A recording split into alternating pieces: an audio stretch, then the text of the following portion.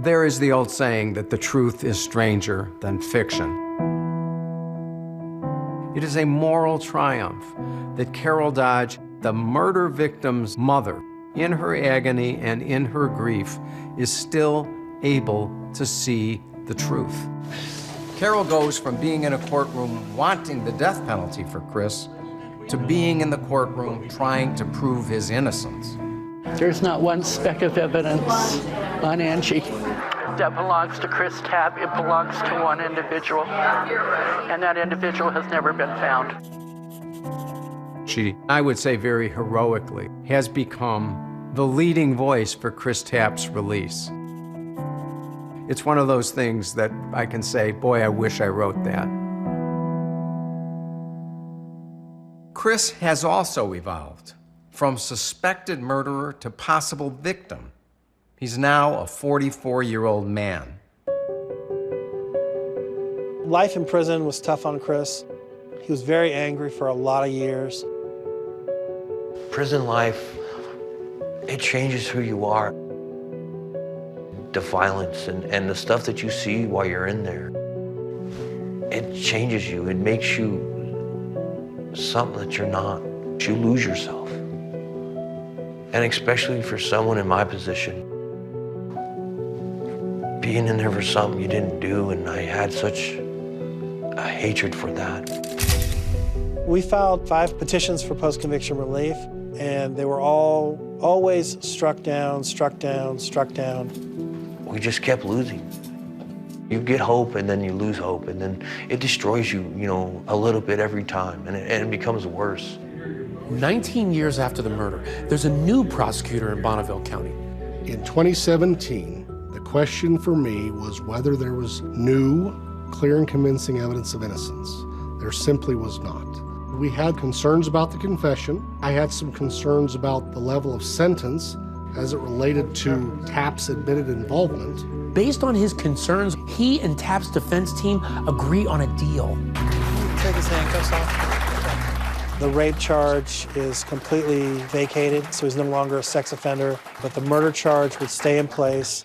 We walk out, the doors in the front here, with our head held high. Victory! Victory! Carole was there, and she was holding my hand. She was happy that I was out. Oh, it's just a day of celebration. Right, Chris? Yes, ma'am. I still have a murder conviction standing right now as we speak. It limits my job opportunities. It limits a lot of things in this world. He remains a convicted murderer in the eyes of the community, but he is also a free man. I want the full exoneration. I want to be able to have that conviction expunged. Ultimately, Carole Dodge and I decide, hey, we're going to continue pursuing this. We need to find the killer. If we find the killer, they'll have no choice but to exonerate Chris. And for the person who did kill Angie Dodge, there's a bounty on your head.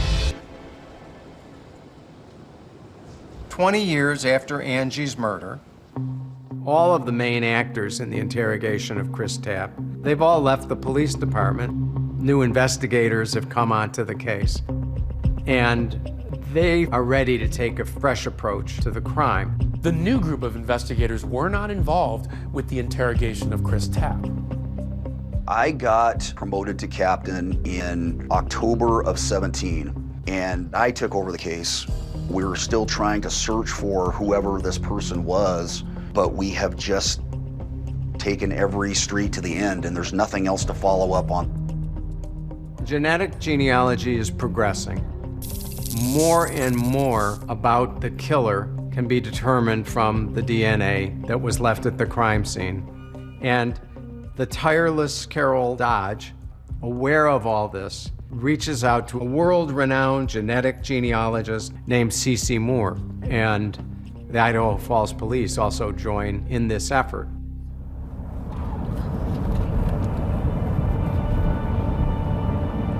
We've been exchanging emails, but this will be the first time that we'll ever meet in person. And I look forward to learning more about Angie and what happened, this horribly sad case.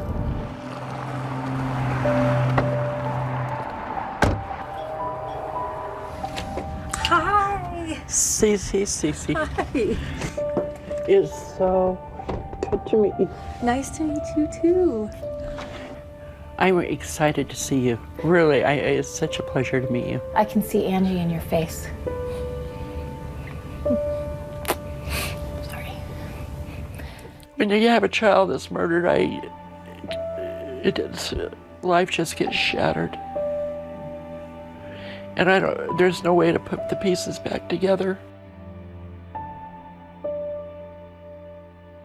I wanted to hear a little bit about Angie, what you could tell me about her. She was not only my baby, but she was my only daughter. She really went through some hard times when she was younger because she was big for her age. Yeah, was she 5'11" or 6 foot? Mm-hmm. And so she was bullied. And so when she would see other people being bullied or being messed with, she would get right in the person's face and say, "You leave them alone." Okay, we're gonna turn right here, left. Man, this is beautiful. Look at the light. I grew up out here. You did, so you're a native. Yes. My mom and dad were really poor, and my mother raised 5 girls with no bathroom. What? We had an outhouse. Oh my. So is this her block? Yes. Okay, this is it. Here, this was, the backyard, and there was a chain link fence.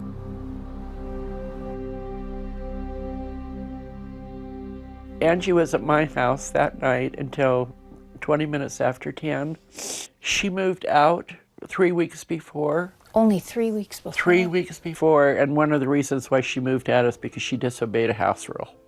I was so grateful that she had come over because I hadn't seen her for 3 weeks. Oh, that was the first time? That was the first time. Since she moved out? Yes. Oh.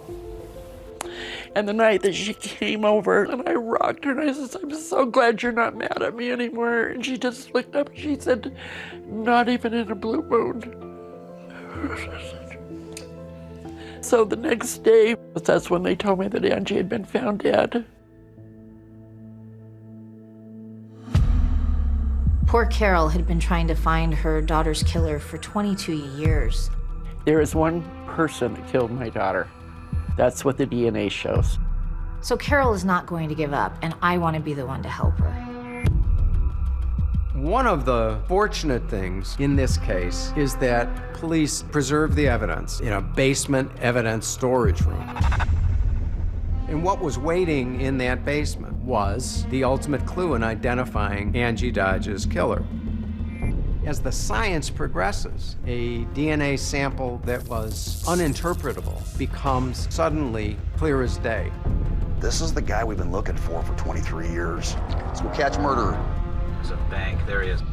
Yep, gonna be coming out. Hi everyone, George Stephanopoulos here. Thanks for checking out the ABC News YouTube channel. If you'd like to get more videos, show highlights, and watch live event coverage, click on the right over here to subscribe to our channel, and don't forget to download the ABC News app for breaking news alerts. Thanks for watching.